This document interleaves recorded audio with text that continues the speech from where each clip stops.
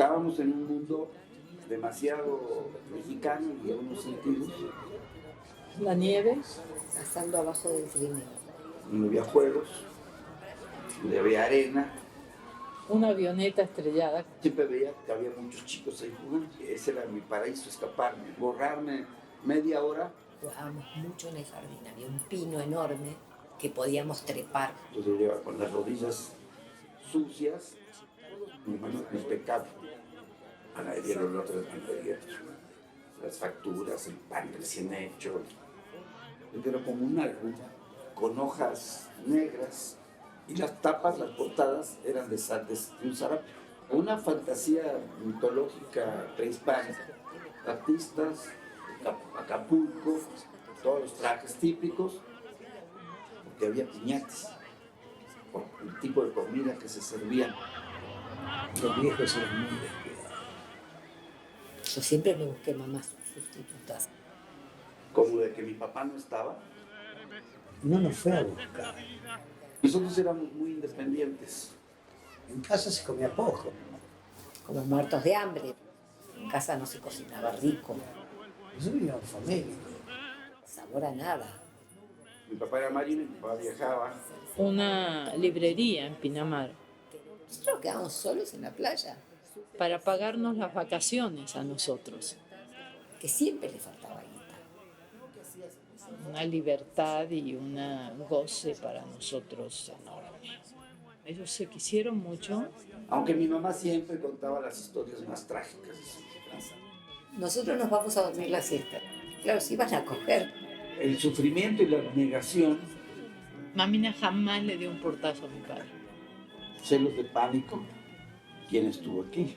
Los viejos poner un tango y ponerse a bailar tango apretando los dos. O sea, todo lo que ella sufriera era ganancia para nosotros. Porque mi papá se enfermó de cáncer. El viejo te dice que te debe haber dado. Porque tragaba y lloraba de dolor. Te pedía trago. A nosotros nunca nos dijeron, tu padre se va a morir.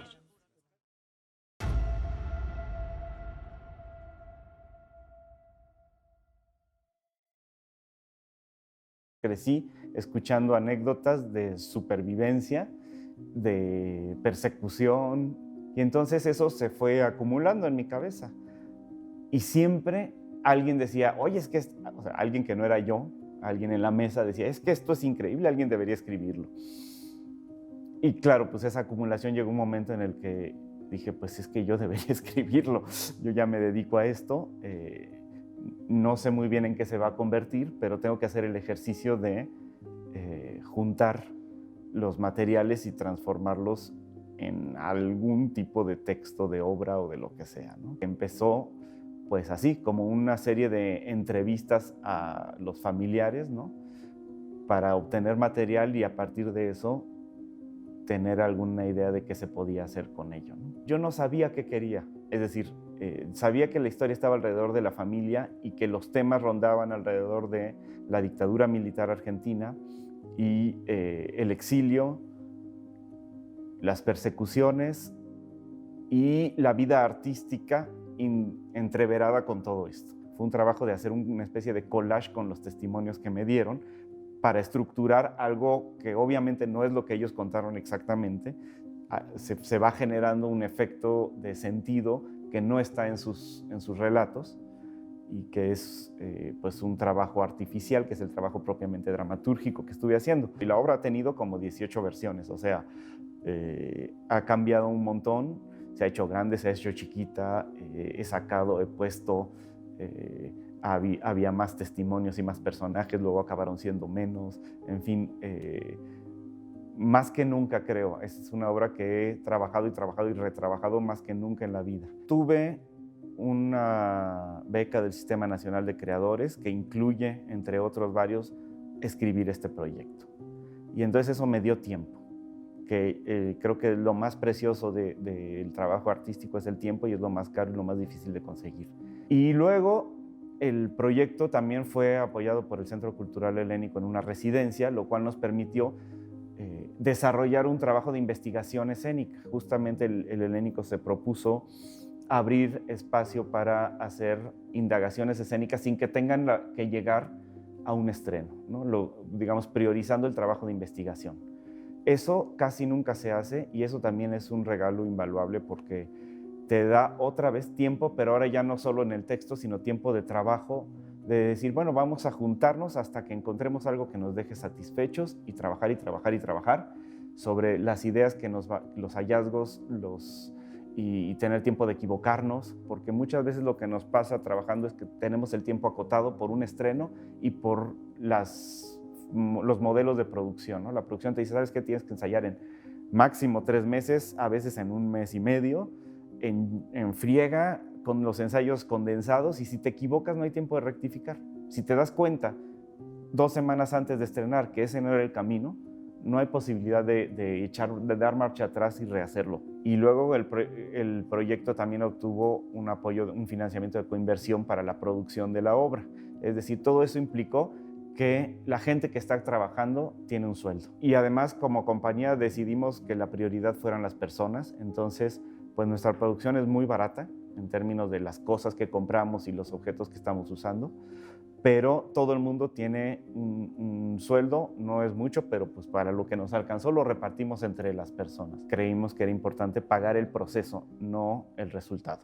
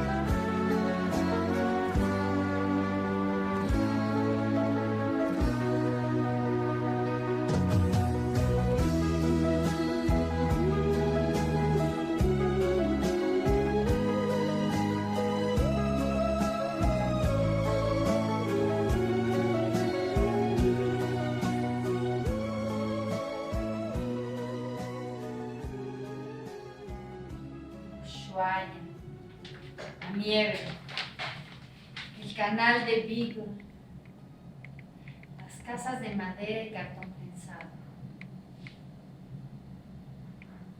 La mano del médico, el corte, el chorro de sangre en la palangana. Corte. Yo que grito y veo a mi mamá al fondo del corredor. La nieve pasando abajo del trineo y nosotros deslizándonos a toda velocidad por la calle pendiente abajo. Podía pasar un coche y nos llevaba puestos. Un terreno baldío, una avioneta estrellada con el asiento del piloto y todos los comandos. Y entonces podíamos volar. La libertad. Me hubiera encantado. Me encantaría Ushuaia, tierra de fuego, el culo del mundo.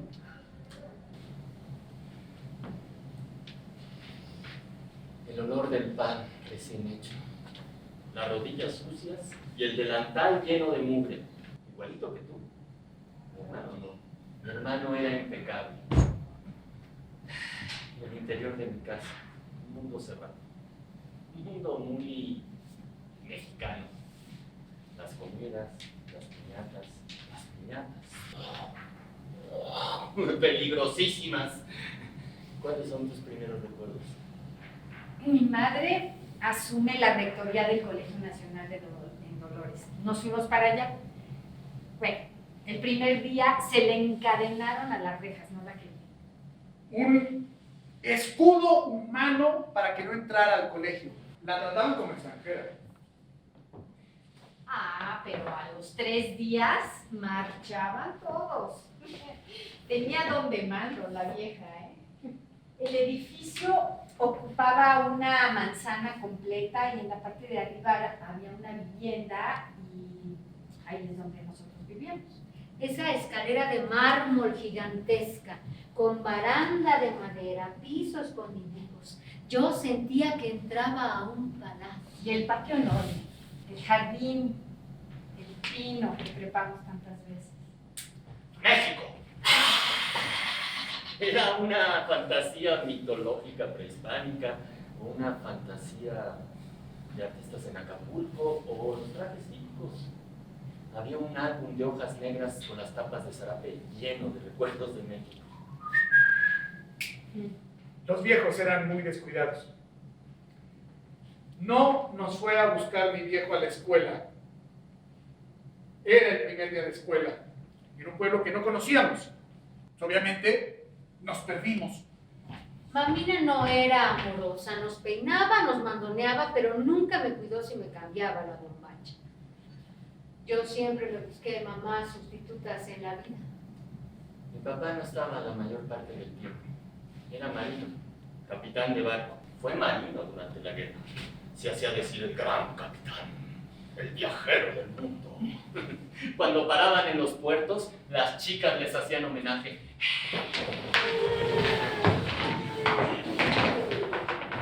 En 3 viajes le prometió casarse.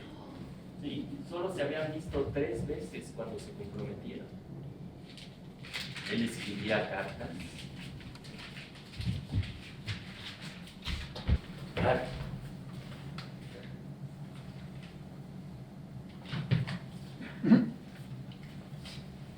Cartas apasionadas mientras él viajaba.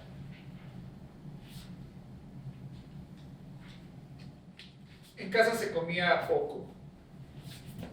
Vivíamos famélicos. Siempre faltaba guita, pero no me importaba el tema del dinero. Nosotros veíamos un plato de papas fritas y nos íbamos ahí como muertos de hambre. En casa no se cocinaba rico. Ahora lo pienso y digo, era una porquería la comida que comíamos, sabor a nada. Después empecé a darme cuenta de que la comida podía tener sabor. Cuando mi mamá llegó a Lanús, se decepcionó. Se quería regresar, pero se embarazó. Nada estaba claro, las cosas no se decían directas. Mi papá lo atribuía a su mexicanidad. Él siempre estuvo enamorado, pero ella no le correspondía. Ella leía mucho. Libros feminoides, revistas, novelas policíacas. Pero no compartía nada. No hablaba, ni discutía, ni compartía su mundo literario. Y mi papá manifestaba celos de pánico. Cuando llegaba de viaje a la casa y olía cigarrillo, decía, ¿quién estuvo aquí? Abría el bar con las botellas de licor y revisaba. Él ponía marquitas para verificar. Tenía manías. Mamina pudo establecer una compañía de teatro. Le prestaron un auditorio parroquial que estaba medio abandonado. Yo tenía pánico de subirme al escenario. Me divertí mucho haciendo eso. Era divertido hacer teatro. Ah, no, ni César ni yo queríamos actuar. Yo me vinculé a todo lo visual, hice utilería. Yo era el boludo de los boletos. El que acomodaba, el más negado. Mi papá organizaba zarzuelas, escribía versos nos ponía a actuar y a declamar. Tenía una con temas y vestuarios mexicanos. Ay, a mi hermana le encantaba hacer declamación. No, a mi hermano no, para nada. Odiaba.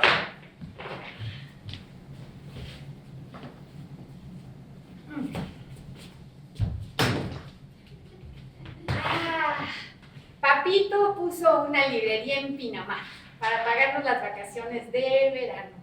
Aquellos veranos representaron una libertad y un goce enorme. Andábamos libres por todos lados, sin vigilancia. Hacíamos lo que queríamos por 3 meses. Nosotros nos vamos a dormir la siesta, decían los viejos, y nos quedábamos solos en la playa.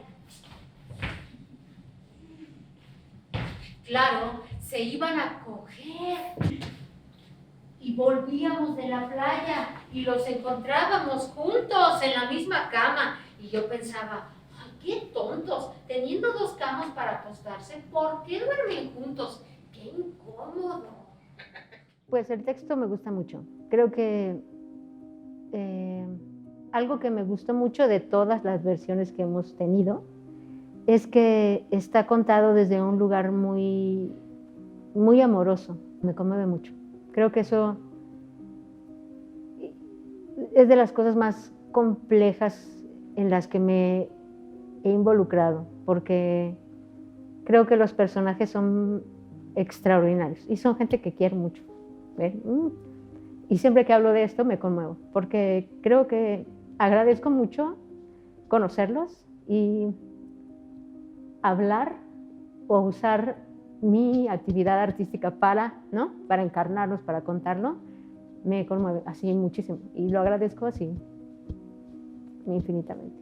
Yo pensaba que me emocionaba la idea de ver esto en escena con actores que no conocieran a los personajes, porque creo que ahí escénicamente hay una vuelta de tuerca, ¿no? O sea, se vuelve no un deseo de reproducir la historia, sino de interpretar la historia, ¿no? Y creo que eso me hubiera gustado mucho verlo como espectadora, para ver cómo sucedía, ¿no? Cómo se encarnaba este texto en gente que no conocía a los personajes. Digo, yo me conmuevo mucho cada vez que escucho lo que se dice, ¿no? Y sigo diciendo eso. O sea, yo me acuerdo de decirle a Nora, es que si yo doy función cada noche contigo sentada en primera fila, llore y llore, yo no voy a parar de llorar y me voy a sentir muy conmovida cada función. Y quería una distancia de eso, ¿no? Creo que por eso preferí proponer no aparecer en el montaje. Nosotros nos vamos a dormir la siesta, decían los viejos, y nosotros nos quedábamos solos en la playa. Claro, se iban a coger. Y volvíamos de la playa y los encontrábamos en la misma cama. Y yo pensaba, qué tontos, teniendo 2 camas para acostarse, ¿por qué duermen juntos? ¡Qué incómodos! Mi papá tenía manías. Todos los años íbamos a Mar del Plata y nos tomábamos la misma foto en el mismo lugar. Y él con la misma ropa siempre. Siempre. Mi papá tenía manías. Todos los años íbamos a Mar del Plata y se tomaba la misma foto en el mismo lugar. Y él con la misma ropa siempre, siempre. Mi papá tenía manías. Todos los años íbamos a Mar del Plata y se tomaba la misma foto en el mismo lugar. Y él con la misma ropa siempre. Bueno, siempre. pues cuando lo leímos con público, sí adquirió una dimensión muy fuerte, muy potente de estos testimonios. Y me gusta ser como, ¿no? Que seamos los mensajeros de estos testimonios tan interesantes, que además todos estuvieron al filo de pues quedar ahí, ¿no? En la dictadura, en una de estas prisiones o torturas. Realmente es asombroso. Después los ensayos en la teatrería, cuando ya empezaron a ser presenciales, pues fueron muy lindos por por la búsqueda, por la experimentación con las piedras, con todos los objetos. De repente estábamos llenos de cosas y pues jugar siempre es lindo, sobre todo pues eso, cuando te ponen juguetitos, pues es muy padre que la imaginación pues esté libre, ¿no? Y se dé vuelo, y tú eres un director muy barco, ¿no? Muy lindo, porque observas todo lo que pueda ocurrir y ya seleccionarás, ¿no? No estás en una cosa dictatorial para nada. Además ya no hay tiempo para eso en las obras. En general, pues uno va y ensaya y tienes mes y medio para estrenar o 2 meses y todo va rápido y no hay tiempo de procesar. Hasta collage nos pusiste a hacer. Pues ha sido un proceso muy rico, muy gozoso. Mi papá también tenía manías. Todos los años íbamos a Mar del Plata y se tomaba la misma foto en el mismo lugar. Y él, mi papá, con la misma ropa siempre. ¡Siempre! La misma ropa, el mismo lugar. Mi mamá engordaba y emplacaba y él siempre igual. Pasaron 15 años y lo mismo. Él seguía haciendo eso, aunque ya no estábamos nosotros. No. Con otra gente en el mismo lugar, con la misma ropa, se hacía la foto. Era el diario. Mi papá lo anotaba todo. Tenía unas libretitas así, donde lo anotaba todo. Me levanté a tal hora, hice tal cosa y anotaba lo que había gastado, lo que le habían dicho, como bitácora de barco. Era una tortura, porque no podía rebatirle nada. Es que tú hiciste tal o no hiciste tal cosa, no le compraste a tu hijito esto o no le compraste el otro. No. Se levantaba, ponía la mano así, sacaba su colección de esas cosas y leía. Día tal por cual fuimos con Aro y compramos esto y esto otro. Y costó tanto esto y tanto lo otro. Oh, mi mamá se ponía mal con eso. Cuando enviudó, lo destruyó todo en un ataque de odio. Las libretitas, las cartas de amor, los versos de mi papá. Todo. Papito y mamina bailando tango. No, ellos se quisieron muchísimo. Cuando mamina se iba a casar, mi abuela le dijo a mi papá: le advierto que da portazos.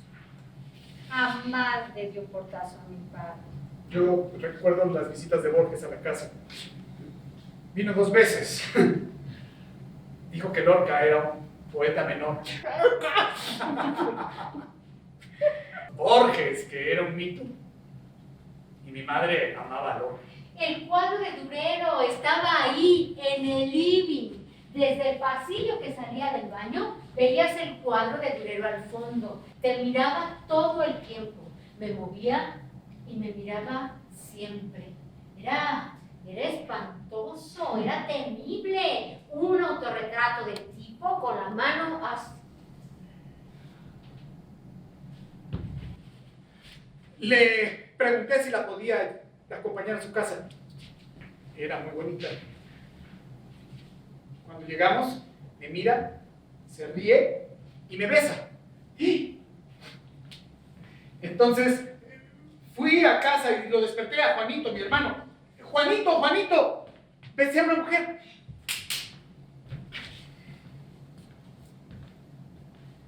Y me cagó a trompadas. Que yo había besado a una mujer antes que él. Y él, el mayor. Esa fue la despedida de Dolores. Nos fuimos a Buenos Aires. Mi mamá siempre contaba las historias más trágicas. Para ella todo lo que fuera sufrir era bueno. Toda una filosofía del sufrimiento y la admiración. Porque hay un sistema de compensaciones en el universo. Todo lo que yo sufra le va a ser devuelto a favor a mis hijos. Todo lo que ella sufriera iba a ser ganancia para nosotros en términos místicos. Iba con mi hermano caminando a la escuela Y en medio había un parque. Había arena, juegos y muchos chicos ahí jugando. Ese era mi paraíso. Escaparme media hora, borrarme, jugando en el parque.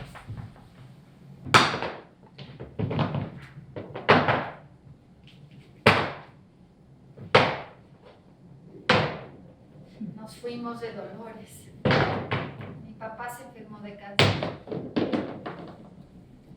Ese fue el gran parteaguas. El viejo dice que le duele la garganta. No podía tragar. Tragaba y lloraba de dolor. Comía pescado hervido, purecitos. Yo lo veía que estaba muy flaco, con los ojos marcados y una mirada triste. En agosto le dieron a Mamina el puesto en la municipalidad. Ese día fue el asalto en el departamento. La escena. Mi padre ya acostado en una cama ortopédica, nosotros ahí trepados y los tipos ahí armados conversando con mi padre. Y entonces mi padre les dijo: No me toquen a ninguno de mis hijos, porque me da lo mismo morirme hoy que dentro de 2 meses. Y ahí escuchamos que él decía que se iba a morir. Los tipos no se llevaron ni un peso, ni una joya. Y en un momento mi padre los mira y les dice: ¿Quieren un café? A nosotros nadie nos dijo: tu padre se va a morir. No teníamos mucha idea.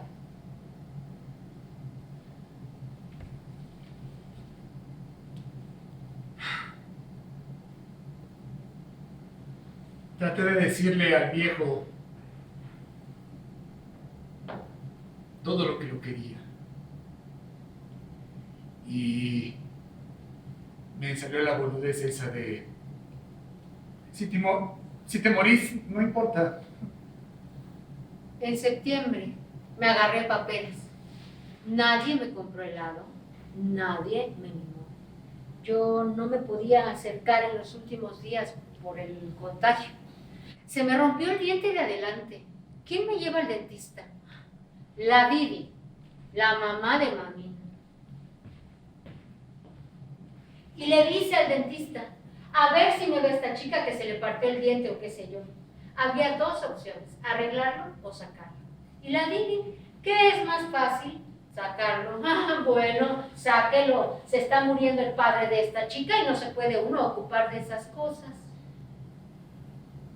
Ahí me enteré que Papito se estaba muriendo. Murió ese fin de semana.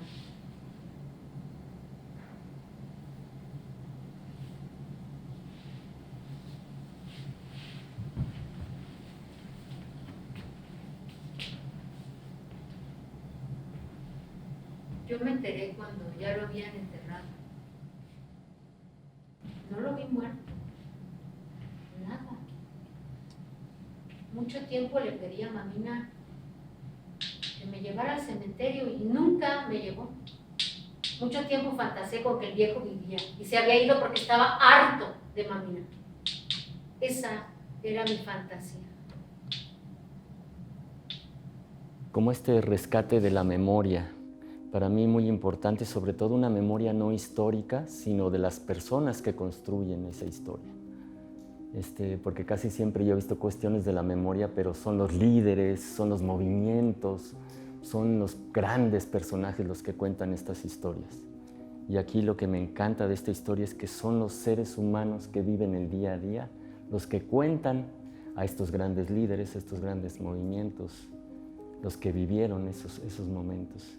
Y un poco también porque a mí en mi propia historia tengo muy poca memoria de mi familia. Entonces, para mí ver la memoria de esta familia en particular, que es la tuya, me fascinó porque yo tengo muy breves recuerdos de mi historia familiar. Tengo 1 o 2 de mi abuelo, 1 o 2 de mi abuela y eso es todo. Todo lo demás es un misterio en mi familia. Nadie cuenta nada, nadie habla nada, todo sucede como a oscuras, ¿no? Entonces, reconocerme y reconocer tu historia pues me hizo muy feliz. El equipo que convocaste a mí me parece un equipo increíble, Paloma, Sofía, Pepe, me parece un grupo con el que yo no había tenido el gusto de trabajar y muy interesante, ¿no?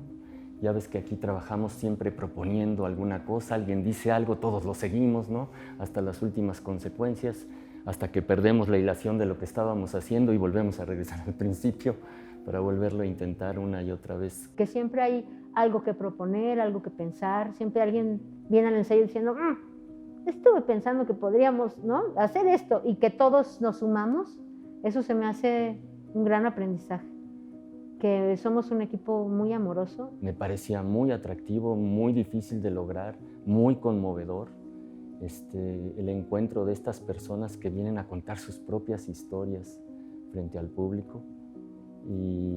Y pues bueno, ahora que surge la oportunidad, yo no me la quería perder de hacer algo de teatro documental. Nunca lo había hecho. Yo era un actor formal, soy un actor formal. Pues esta cuestión de la creación del personaje, ¿no?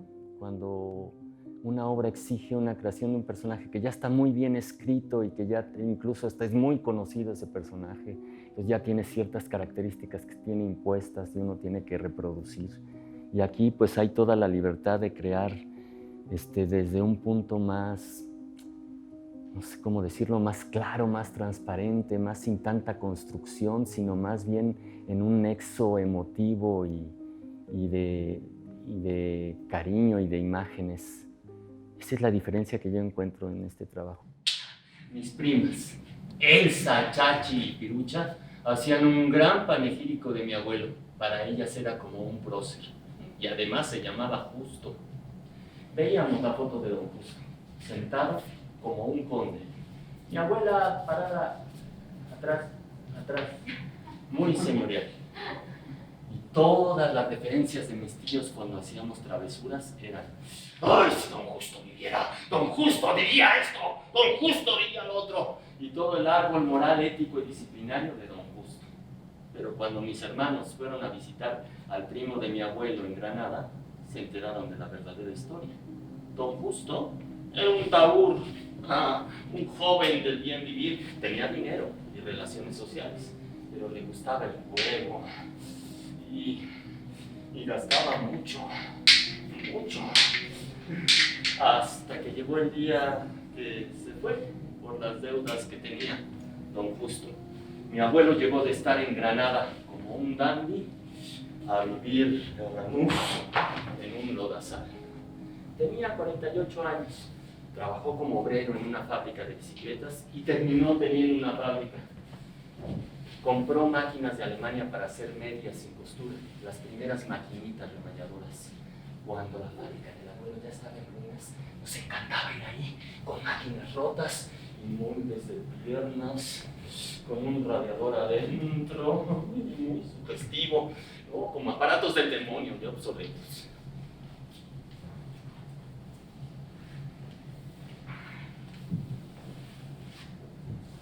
Mamina, la ausencia de mi padre la que... La hecatombe de la familia. El viejo muere en septiembre. En marzo Babela se quiebra la cadera. Y en abril, Mamina tiene el accidente. Mamina iba manejando. No ve un caballo que se atraviese en la ruta, embiste al caballo y el coche sale girando y queda debajo de un camión que estaba estacionado ajustado de la ruta. Y la que se hace mierda es Mamina. La junta a un colectivo de línea. La tapan pensando que está muerta. Quedó destrozada físicamente. Traía la frente abierta, un ojo destrozado, desfigurada. Y heridas en las manos, en los brazos, en las piernas y ya prácticamente sin luz. Mamina estaba en coma. Juanito tiene que ir a reconocer el cuerpo. 17 años. Le dijeron, se puede morir. Y Juanito dijo, me da lo mismo. Estaba harto. Lo único que sostuvimos fue oponernos a que nos separaran. Mamina estuvo mes y medio en coma y despertó con amnesia preguntando. Y después de la muerte de papito estaba insoportable, estaba muy rayada, muy enojada con la vida. Regresó a la casa con amnesia y totalmente desfigurada, llena de cicatrices, se le hicieron queloides en las cicatrices. Era una mujer muy guapa. Para nosotros se convirtió en un monstruo. Pensamos que iba a quedar tarada. La Didi, instalada en nuestra casa, la moldeó a su manera y empezó a tener depresiones profundas. Llantos, lamentos, no, la vida cotidiana se volvió un infiernito con él. Nosotros no sabemos cómo lidiar con eso. Yo me puse muy ansiosa. Mamina estaba loca, no loca, desequilibrada, le preguntaba cosas para estimularla y ella me decía, no puedo. Y la Didi me pegó una piña y me dijo, cállate la boca, la querés enloquecer. La miré y le dije, sos una vieja de mierda. El día que te mueras, no voy a ir a tu entierro. Te odio. La odié. Siempre. La única piedra en el zapato ha sido el COVID, ¿no? Definitivamente nos ha dado en la torre a todos los trabajos y a todo el mundo y en todos los países y las economías y las relaciones y las emociones. Ha sido muy difíciles. En primero nos encontramos pues encerrados en nuestras casas, ¿no? Tuvimos que encontrar estrategias alternativas, vernos por Zoom, estar ensayando en lecturas donde cada quien estaba en su casa, pero hacíamos el mayor esfuerzo por escucharnos, por entendernos, por comunicarnos, con la esperanza siempre de lograr vernos alguna vez de manera presencial y poder ensayar pues ya cerca, ¿no? Poder ver la mirada del compañero, poder sentir la energía de las compañeras, ¿no? Poder trabajar juntos. Una pausa, ¿no? Que nos obliga a pensar por qué hacemos lo que, al menos a mí, ¿no? ¿Por qué hacemos lo que hacemos? ¿Cómo lo hacemos? ¿Para quién? Y creo que nosotros hicimos lo que pudimos para sentir que lo que hacemos es importante, ¿no? Incluso nuestras reuniones por Zoom, nuestras charlas donde leímos el texto, donde pensamos qué podíamos hacer de esta obra, nos nutrió mucho, creo. Cada quien creaba su imaginario en su casa y luego lo compartía. Hicimos cuadros, pegamos fotos, ¿no? Hicimos muchas cosas muy interesantes, muy divertidas. Fue muy grato volver a ensayar, empezar a ensayar presencialmente, porque nosotros tuvimos esas lecturas presenciales que eran unas lecturas, ¿no? ¿Qué se siente volver, Pepe? Pues es una experiencia como de fiesta, la verdad. Porque ¿sí es cierto? de pronto ensayar en la casa pues no es lo mismo, ¿no? Ensayar frente a la computadora, que el teatro es una experiencia viva. ¿Sí? La cuestión del cubrebocas, el terror que les infundía a todos ustedes cuando teníamos que ir a Tlatelolco a hacer ese work in progress, que sí estaba yo muy asustada, ¿no? Ya quería yo tomar hasta dióxido de cloro y así de me tengo que proteger porque voy a ir a una zona llena de contagiados y qué horror. Y sí, eso me asustó mucho, porque pues soy muy asustona. Seguimos en un estado, yo creo, de alerta, ¿no? De pensar que tal vez no podamos reunirnos en un siguiente ensayo, porque puede pasar, aunque también creo que eso es un riesgo que se corre siempre, ¿no? Pero en estos momentos de alerta, o sea, de alerta sanitaria, digamos, eso ha sido lo más difícil. Pero sí, ahí vamos. Ahora ya estamos saliendo, gracias a Dios. Ya me van a vacunar. Para mí, el colegio era una cárcel. Me daban órdenes todo el tiempo, cosas que eran estúpidas. Una disciplina impuesta porque sí, porque alguien lo mandó. Y yo ya había caído en la Escuela del Sol. Ahí me cambió mucho la cabeza. Por ejemplo, no puedes atarte el suéter a la cintura. ¿En qué te cambia la vida?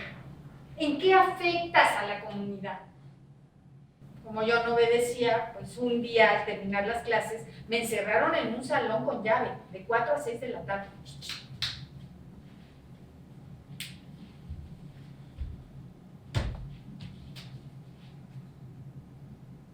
Cuando entraron, no sabían qué decir, no sabían qué hacer. Yo ya había hecho una pila con las bancas, las había aventado una arriba de la otra, había agarrado la caja de gises, la había puesto en el piso, los había pisado todos. Cuando abrieron no sabían qué decir, se quedaron así. Yo salí con el suéter atado a la cintura. Me expulsaron. En la escuela pude tener registro del amor, de la ternura, de los vínculos. Cambié mucho a partir de la Escuela del Sol. Fue un refugio importante.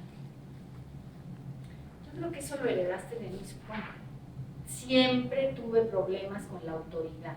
Esto de que te controlen, te controlen, te controlen. Me la pasaba todos los días en misa. Y mi hermano en el Colegio Nacional haciendo desmadre político. Mi hermano leía mucho, ya politizado desde los 13 años. Y yo en el oscurantismo religioso. Mi mamá decía a los demás, y yo oía porque paraba la oreja, que sus mayores temores eran que mi hermano se hiciera comunista o que yo me hiciera cura. Estaba sufriendo un cambio en mi escuela misma, donde había curas muy fachos, pero también simpatizantes de la teología de la liberación. Mis dos mejores amigos eran hijos de militares, Guillermo Miles y Carlos Suárez Mason. En esa época conocí a Sandro. Era de Lanús, tocaba cualquier cosa en las fiestas de Lanús. Después empezó a imitar a Elvis, con ropa de cuero y moviendo la pelvis, haciendo cosas sexosas.